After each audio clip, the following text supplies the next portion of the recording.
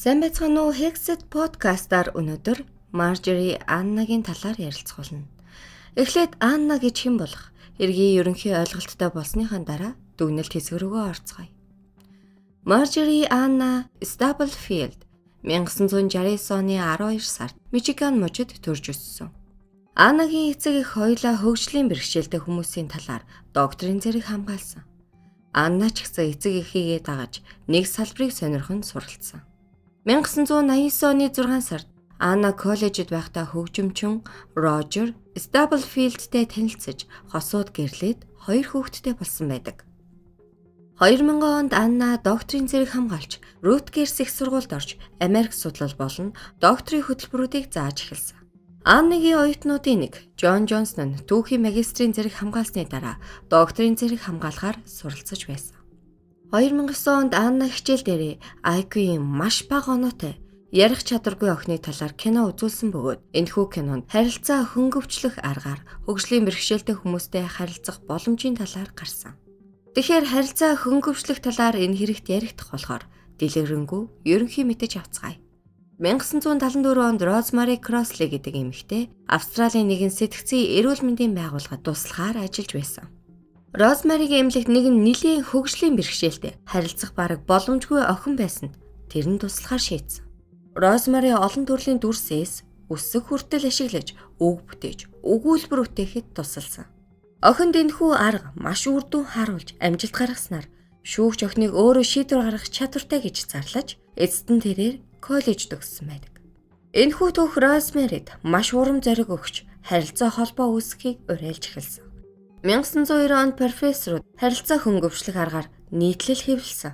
Ингээд сургууль хүмүүжүүлэгчд болон сэтгцийн эрүүл мэндийн мэргэжилтнүүд маш ихээр сонирхож сургалт, семинарт ихээр хамрагдах болсон. Энэ бол гайхамшиг гэсэн үг. Хөгжлийн бэрхшээлтэй хүмүүсийг эмчлэх шинэ эрний эхлэл болж байсан. Гэхдээ аргачлалд үр дүн баг гараад ирэхээр хүмүүсийн сэтгэл хөдлөл замхарч эхэлсэн. Харин ч өвчтнүүдэд сөргөөр нөлөөлөх болсонд хүмүүсийн хандлага өөрчлөгдөж, эмч нар энэ аргыг орхисон байдаг. Одоо буцаад Аннагийн хэрэг рүү орцгоё. Анна энэхүү харилцаа хөнгөвчлөх аргын талаар хэдэн жил суралцаж, бас ямар үр дүн гардыг мэдэж байсан. Гэхдээ тэрээр сэтгцийн эрүүл мэндийн мэргэжилтнүүд ямар үнцэнтэй зүйл орхигдуулж байгаад шүүмжтэй хандсан. Харин Аннагийн оюутан Джон Джонсон нь энэхүү сэдвийг маш идэвхтэй сонирхож байсан нь түүний дүү Дерек тархины архаг өвчтөй бөгөөд маш хязгаарлагдмал үйлдэлтэй байсан. Жишээ нь ярьж чаддаггүй, хүний тусламжтай гарлалхдаг, жих өмсдгөөс гадна нүүр, хүзөө, гэдэс, гар тэр чигээрээ гинтийн шөрмөс таталт болох спазмтай байсан. 2004 онд сэтгцийн эрүүл мэндийн эмч Дерекийн хөгжлийн бэрхшээлээс болж оюун ухааны тест хийх ямар ч боломжгүй болохыг тогтоосон. Эмч дүгнэхдээ Дерекийн ойлголт нэлээд хязгаарлагдмал болохоор анхан шатны шалгуурын оноонд ч хүрч чадахгүй гэж тодорхойлсон. Ингээд ах Джон нь харилцаа хөнгөвчлөх арга дүүд нь тус болох эсхийг сонирхож Аннагаас зөвлөгөө авсан.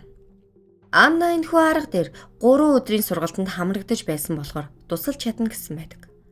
2009 оны 3 сард ах Джон, ээж Дейзи нар Дерекийг Аннагийн их сургуулийн оффист авчирсан. Анна сэтгүүлдээс хаашилж авсан олон төрлийн зураг дүрсний талаар Дерекээс асууж эхэлсэн. Жишээ нь аль өрөөнөөс 100 холох вэ гэд угаалгын өрөө, унтлагын өрөө, гал тогооны өрөө, галзуухны зураг харуулсан ч Дерек асуултуудад хариулж чадаагүй.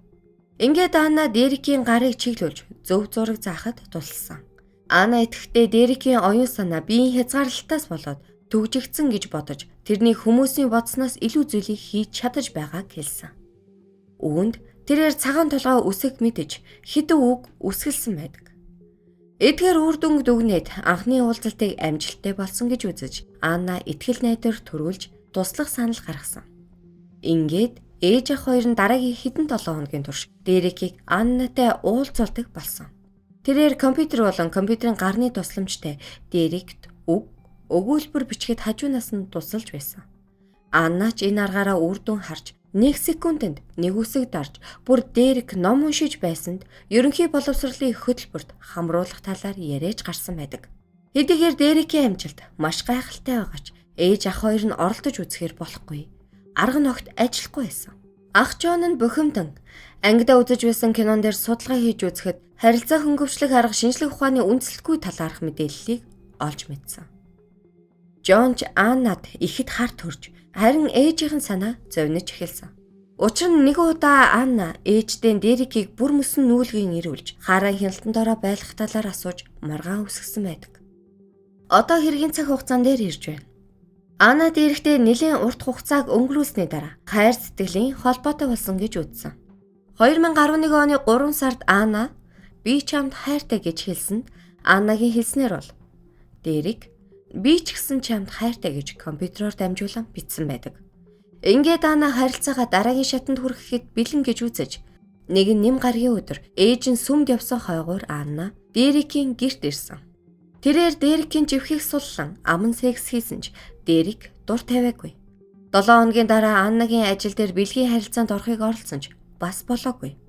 Дараа нь Анна дахин нэг оролдож үзэхэд болсон байдаг. Аннагийн хэлснээр бэлгийн харилцааны дараа Дерек компьютер дээр "Би амьдралдаа анхудаага амьд гэдгээ мэдэрлээ" гэж бичсэн байдаг. Энэ бүхэн болсны дараа Анна гэр бүлийнхэнд нь хэлэхээр шийдсэн. Тэрээр 2011 оны 5 сарын 3-нд Дерекийн гэрт ирж, ээж ах хоёрт нь тэрэнд хэр их хайртайгаа хэлж, бэлгийн харилцаанд орсон болон Дерекийг жинхэнэ эр хүн байсан талаар хэлсэнд гэр бүлийнх нь тиймд сайнар хүлээн аваагүй. Удаачгүй тэд Деректэй дахин уулзахыг хориглосон ч цагдаад мэдэгдээгүй. Гэхдээ 2011 оны 8 сард тэд Аннагийн араас явахаар шийдсэн. Тэд өдрийн хөтөлбөрийн захирал руу Дерекийн талаар имэйл бичиж уулзахыг хүссэн байдаг. Ингээд албаныханд мэдгдснээр цагдаа нар ээжийг нь Аннатай уцаар ярьж байхдаа бичиж авахыг хүссэн байдаг. Энэхүү дуудлагаар Анна Деректэй 2 удаа унтсан талаараа хүлээн зөвшөөрсөн. Ингээд Анна 1-р зэргийн 2 удаагийн бэлгийн хүчирхийллийн хэрэгээр буруутгагдсан. 2015 он чүүх хурлын үеэр Дерек өөрийн ухаантай харилцаа хөнгөвчлөх аргаар ойлголцоод бэлгийн харилцаанд орсон гэсэн ч шүүх нотлох баримт болохгүй гэж үзсэн. 2015 оны 10 сарын 2-нд Анна буруутай нотлогдож, 2016 оны 1 сарын 15-нд 12 жилийн хорих ял авсан. Гэхдээ шүүгч хайхрамжгүй хандаж Аннаг өөрийг нь өмгөөлөх боломж олгоогүй гэсэн үндслээр 2017 оны 6 сарын 9-нд давж заалдаж ялыг хүчингүй болгосон. Тэрээр өөрийг нь өмгөөлөх боломж олгосон ч 2018 оны 3 сарын 19-нд Аннаг 3 дугаар зэргийн бэлгийн харилцаанд орсон хэрэгээр буруутгаж, тэр жилийнхээ 5 сард 22 сарын хорих ял өгсөн байдаг. Анна үлдсэн амьдралынхаа туршид тэнцэн харгалзагчийн хяналтанд ор амьдрна. Дерекийн гэр бүл Аннагийн эсрэг иргэний нэхэмжлэл гаргаж $4 сая амлуулсан ч тэд мөнгийг авах магадлал маш бага. Одоо дүнэлт хэсэг рүүгээ орцгоё.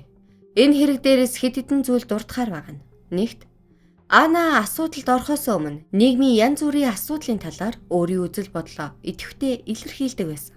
Тэрээр дэлхийг засаж залруулах нь өөрийн үүрэг гэж бодож хүчээр өөрчлөлт бий болгохыг хүссэн. Арьс өнгөний үзлээс болж цагаан арьснууд сөргөөр нөлөөлж байгааг дурдсанаас гадна IQ-ийн тест, худал зүйл энэ бол хар арьснуудыг дарах гэсэн нэг оролдлого гэсэн байдаг. Хоёрт, харилцаа хөнгөвчлөх арга бол тэр чигээрээ боломжгүй аргачлал байсан. Гол санаанд хөгжлийн бэрхшээлтэй хүмүүст туслах, өвчтнүүдийг дэмжиж гарыг нь чиглүүлж тусалж байсан нь үнэн хэрэгтээ эмч нар өөрсдөө хөдлөгдөг байсныг олж мэдсэн. Сайн санаа агуулж болох ч зөрүүлээд сөрөг нөлөөж гарч байсан. Харин Анна эсрэг байр суурьтай. Гэхдээ тэрээр энэхүү шүүмжлэлдээ хэтэрхий хол явсан гэж бодож байна. Гуравт нь, зарим хүмүүс Анна хизээж энгийн нөхцөл байдалд Дерект татагдахгүй байсан гэж маргадаг. Тэр хоёрын харилцаа хэвийн бус болохоор л Аннагийн бэлгийн сонирхол эсвэл илүү эрх мэдэлд мэдэрч байсан болохоор сонирхлын татсан гэж үзсэн. Харин Анна тайлбарлахдаа гаднаас хараад маш сайхан хүнтэй танилцаад үзэхэд доторх хүн нь муухай байснаас болж татагдхаа болдог шиг бид хоёрын харилцаа эсэргээрээ гэсэн үг. Хэрвээ тэрний оюун ухаан нь сэтгэл татам, сайхан сэтгэлтэй бол тэр хүнийг байгаагаар нь тэр чигээр нь хүлээн авч хайрлан шүү дээ гэсэн байдаг. Дөрөвт, Анна энэ хэрэгт буруутай гэвэл буруутай. Хэд хэдэн сэтгцийн эрүүл мэндийн эмч нар Дерекийг хязгаарлагдмал оюун ухаантай ойлголцох чадваргүйг хүлээн зөвшөөрсөн. Анна Деректэй анх танилцахдаа үүнийг ч мэдэж байсан. Дерекийг буруу оншилсан гэдгийг батлах зэрэг цол Аннад ч байхгүй. Тэглэж тийм зэрэгтэй байлаач ямар ч тохиолдолд өвчтний сул талыг ашиглаж харилцаанд орж болохгүй. Тэр хоёрын харилцаа Анна илүү давмгайлсан эрх мэдэлтэй байсан. Тэрээр өөрийгөө зөвтгөх баттай үндэслэлж байгаагүй. Аннаг хувь хүний талаас нь дүгнвэл бие төвтэй, манипуляц хийдэг, гаж сонирхолтой. Өөрийгөө ид шидийн зүйл хийж байгаагаар хуурч, дээрхтээ ажилласныхаа дараа тэрэнд гайхалтай оюун ухаан, бие махбодонд нь хоригдсон гэж өөртөө итгүүлж, зөвхөн Аннаа л эмчилж, ангаад чадна гэж бодсон.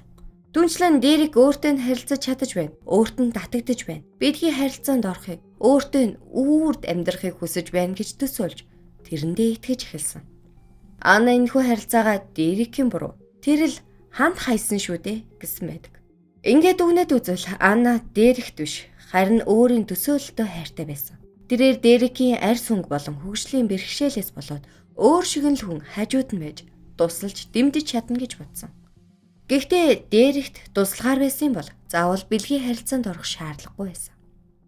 Анна зөвхөн Дерекийг өөрийн төсөөллийн хүнээ болгож хувирсан. Тэрний юунд дуртайгаас ахуулаад юу хүсэж байгааг компьютероор дамжуулан бичсэн гэж байгаач, өөрийн гэсэн ухаантай гэж байгаач. Хэрвээ үнэхээр л өөрийн гэсэн ухаантай байсан бол хид хидийн эмч нараар шалгуулж батлуулах байсан. Тэгэхээр Анна Дерекийн оюун санааг чөлөөлөх бус өөрийнхөө бэлгийн хүслийг чөлөөллөө. Өнөөдрийн дугаартай хамт байсанд баярлалаа. Дараагийн дугаар хүртэл түр баяртай.